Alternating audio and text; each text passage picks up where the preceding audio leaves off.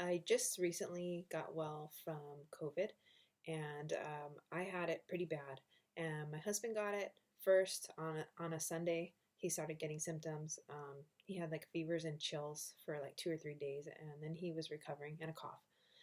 And then my daughter got sick. She's only 19, and she got it like Monday. She started symptoms. She had like a lot of tiredness and achiness and a really bad headache for a few days. I started symptoms on Wednesday. I'm going to go over my symptoms later. I'm going to go over the things that I used first. This way, if you want to just start the video and see whatever helped me at the beginning of the video. So here's the list of the things that I ate and drank. I really lost my appetite. So my friend made me a delicious vegetable soup. Delicious when you're sick means like just kind of plain and just, essential ingredients, which is like the only thing I craved. I didn't want anything with any like a lot of seasoning or flavor. Um, Bone broth, which was recommended by my doctor. My doctor also said to drink water, a lot of water. I think COVID tends to dehydrate you, so try to stay hydrated. Also, she said to stay away from sugary drinks. I was kind of craving orange juice sometimes and punch, so I drink a little bit of that. She said the sugar makes the inflammation worse. COVID causes inflammation throughout your whole body, so you don't want to make it worse. She said stay away from sugar and stay away from bread or crackers. Unfortunately, I didn't even crave any kind of bread at all, so that was easy to do. I ate pretty much an orange a day, or at least a few pieces, and I always put salt on it because I felt like I wanted to get extra salt to balance out the electrolytes.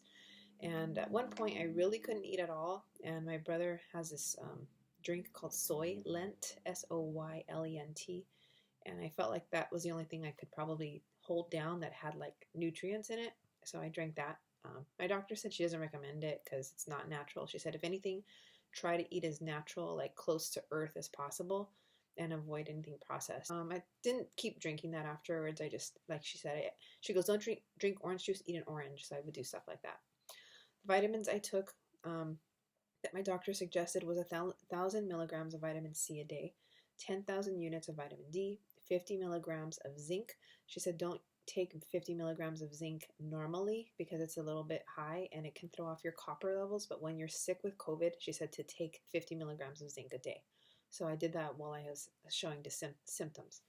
And my mom suggested turmeric, about 1,000 milligrams a day, and I started taking that too. I do think it helped because it's an anti-inflammatory. I took acetaminophen, 1,000 milligrams when I would have fever, even a low-grade fever, because it made me feel so horrible, and it helped.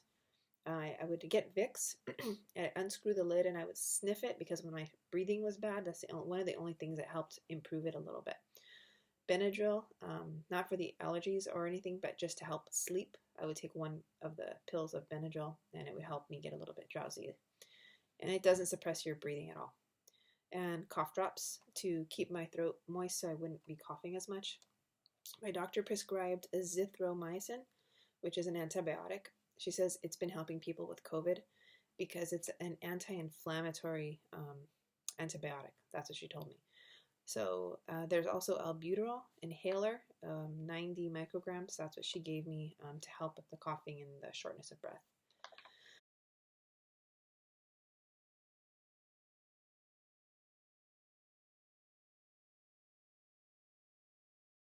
Supplies. Used 2 warm air humidifiers. I used 1 cordless steam inhaler. I used 1 digital thermometer, 1 pulse oximeter, 1 blood pressure cuff, the digital kind. I used a wedge pillow, and I would pinch. This is not really a supply, but I would pinch the top of my hand, and if the skin stays up when you let go, that's a symptom of dehydration. So that's something I would do to check if I was getting enough fluids.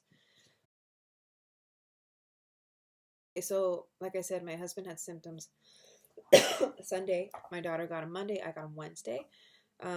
Wednesday night, I had a fever like 102.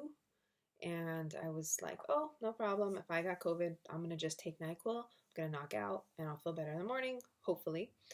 I think that was a huge mistake because I usually take NyQuil and it usually does help me. I woke up at 2 a.m. I felt like I could not breathe. Like I've never felt before. My nose was tingling. My fingers were tingling like they weren't getting enough oxygen. The only thing that prevented me from calling 911 was that pulse oximeter telling me that I had like 96, 97% oxygen, which is good. And that's the only reason I didn't call 911, because I felt like I was going to pass out. I felt like I couldn't breathe. And it was very, very scary for about 3 or 4 hours.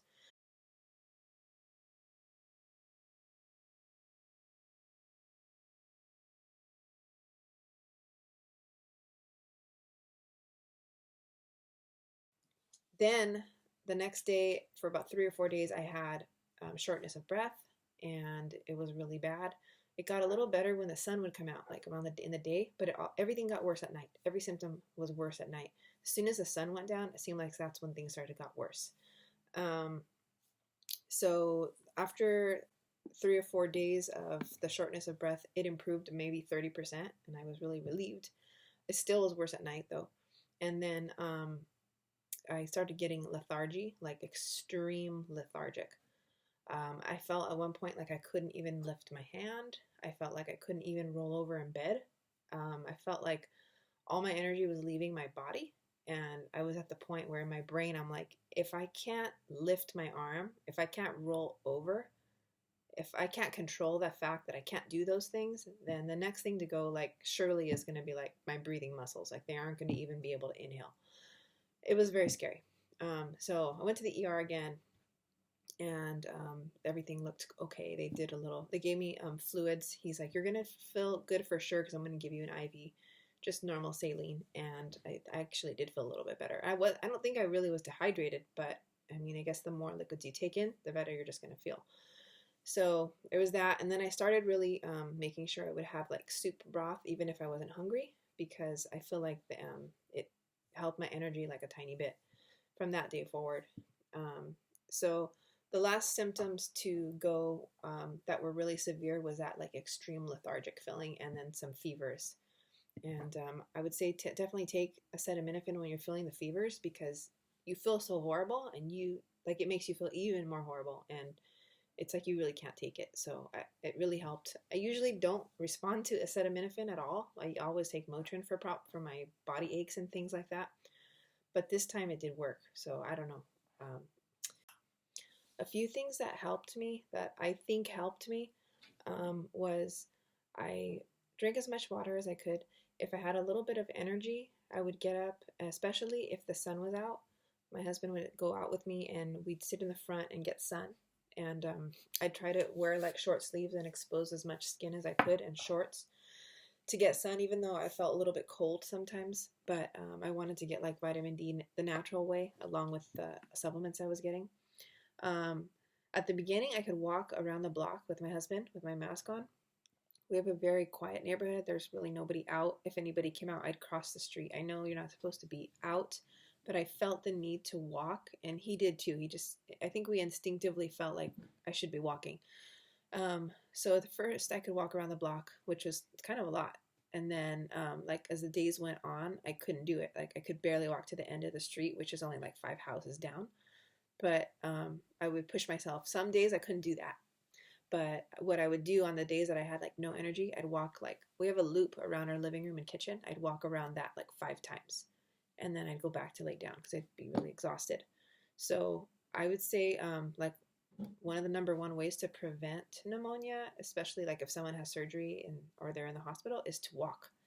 So walk as much as you can, and make an effort to walk, even like little amounts that you can do, and take advantage of the little moments in the day where you're like, I have a tiny bit of energy. Like, I have a tiny bit of energy right now. That's when I just decided that's when I'm going to eat, that's when I'm going to drink, and that's when I'm going to walk.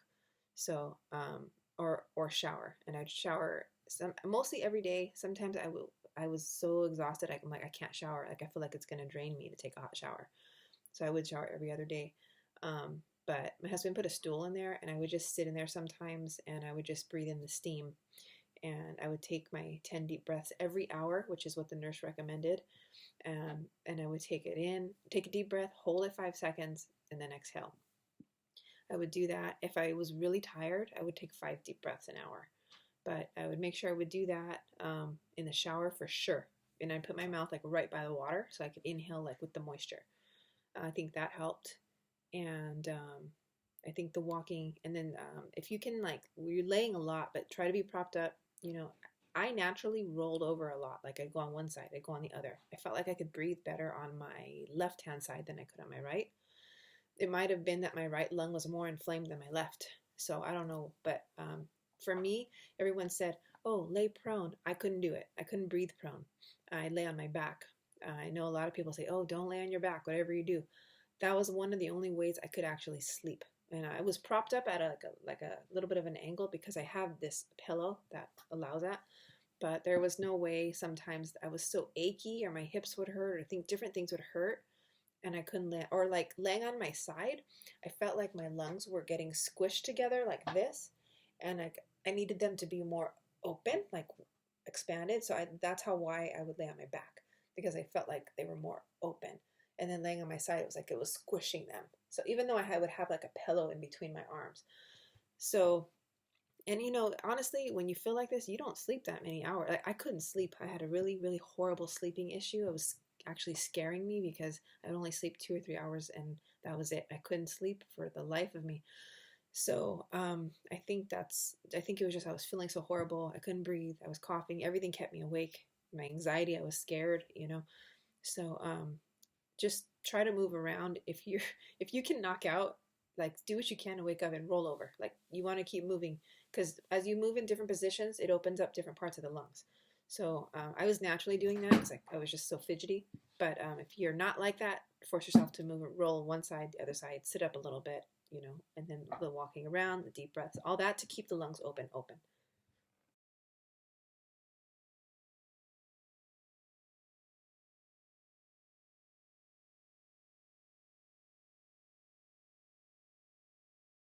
Last but not least, please tell your family and friends what's going on. Tell them how bad you're doing, because you need the prayers and you need the help.